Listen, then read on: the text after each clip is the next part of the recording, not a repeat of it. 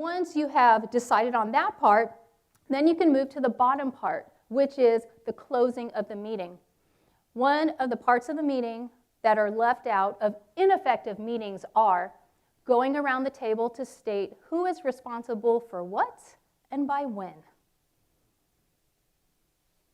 Even in an informational meeting, there's usually some kind of action that you need to walk away with doing, and everybody should understand what that is. If it's a situational meeting, if you're brought into the room to know the situation, you still have that responsibility. Status update with your team, everybody should know what to be able to say. I am doing this by this date. So there's some kind of action everybody needs to take, even if it's just simply, well, I need to think about how I am going to approach this new policy. Even if it's just thinking and it's not a physical action, everybody is walking away with doing something. So you want to make sure you go around the table and clearly state how long they have to give that presentation. So in some team meetings, we'll keep this really short. All right, 20 seconds. What are you doing by when? Really fast, because you don't want this to turn into a dissertation, especially if you have a large number of people there. And then deciding on when the next meeting is. This should not take an act of Congress for 10 or 20 or 30 people to decide when the next meeting is. But in some cases it does, and then you end up spending half the time deciding when the next meeting is. What should be done ahead of time is that whoever is in charge of this meeting, the team or meeting facilitator, they are already ahead of time choosing dates and time periods, especially if it's an informational meeting or a team status update meeting. And ahead of time, they are sending out a poll to everybody.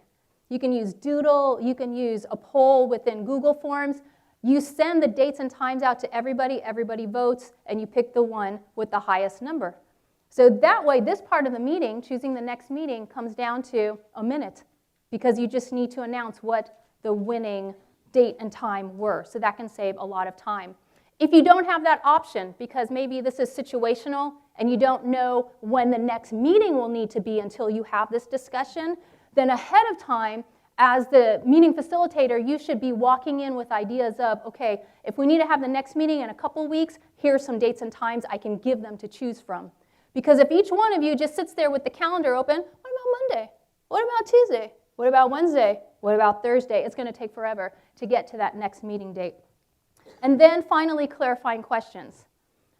In a lot of meetings, the questions are asked before the very end of the meeting. And what sometimes happens is those questions drag on, people need to leave, and so they miss the part about the next action steps, or they miss when the next meeting is. I tend to save clarifying questions for the very end, except for today, because sometimes those questions come from people who were not paying attention, and you should not have to sit through those kinds of questions when you were and you have other things to do. Sometimes those questions come from introverts or introspective folks who take a little longer to think of things, and they just need some more clarifying questions to understand the situation a little more, but you already understand it. Usually, during discussion, the best questions are already asked. And so I'm not saying that all questions are unimportant, but if somebody's coming up with some questions at the very end, then usually they're not absolutely critical, and it's okay to slide out if you need to. So that's why clarifying questions are saved until the very end.